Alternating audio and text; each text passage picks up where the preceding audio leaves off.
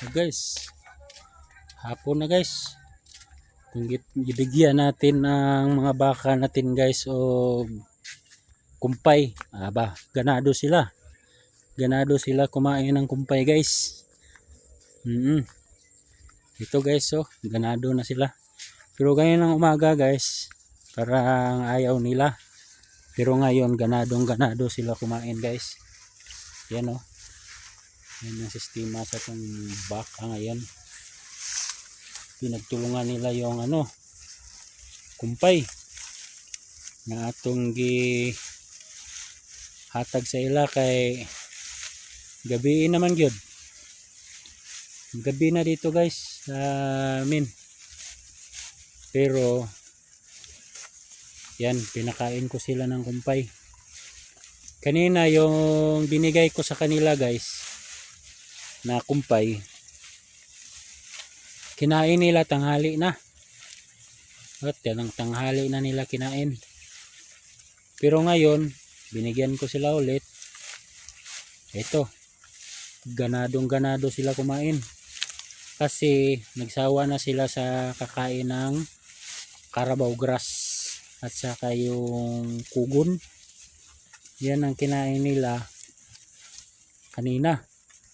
Tapos sa tanghali, yung binigay ko kanina ng umaga, kinain na din nila. Ganina tanghali. Yan Yan, busog sila pero kumain pa rin sila ngayon kasi gustong gusto nila talaga itong napier nga kumpay guys. Gustong gusto talaga yan nila guys. Ang napier nga kumpay. Yung mga may baka dyan, ang payo ko sa inyo, magtanim kayo ng napier na kumpay. Kaya parang ang inyong mga baka, mga mataba. Itong mga baka ko dyan guys, yung nakaraan na buwan, makita ninyo sa video nako na medyo mapayat pa talaga ito. Dati pero ngayon, makita ninyo yung katawan, yung bilog-bilog na mga guys. Mga idol, kailangan kung mayroon kayong baka, magtanim kayo ng kumpay nga napier. Parang pag magsawa sila sa mga damo nga karaniwang damo lang, mayroon silang mapilian at saka bigyan ninyo ng kumpay. Parang ang ilang mga katawan taba. Makataba talaga itong kumpay guys. Makataba talaga ito. Magagabi na dito guys. Yun sa amin. Alas 6 na ng gabi. Pero maliwanag pa. Hindi pa masyado madilim. So kita pa natin ang ilahang pagkain ng kumpay. Yan sila guys. Kumain ng kumpay. Ganin na tamlay sila guys. Tamlay sila tamlay sila kumain ganina ng umaga sa kumpay. Pero ngayon sabay-sabay talaga sila, nagugutom sila ng kumpay. Okay guys, tingnan ninyo yung mga baka guys, ganado talaga guys sa kumpay guys. Tabang taba talaga yan sila.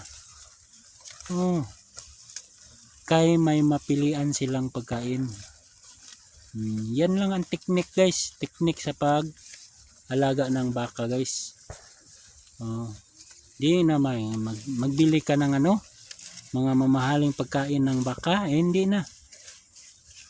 Magtanim ka lang ng kumpay at saka bawat oras puntahan mo yung baka mo at saka ilipat-lipat mo lang. Para rin silang bitaw. Kung guys, parang bitaw lang din sila pag hindi mo sila pababayaan, lagi mo silang dinadalaw at saka nililipat sa ilang mga talian. Sigurado makabaka ka talaga ng mataba at saka malaking halaga kung sila ay gusto mo na ibenta guys. Ito lang guys ang tamang pagpapakain.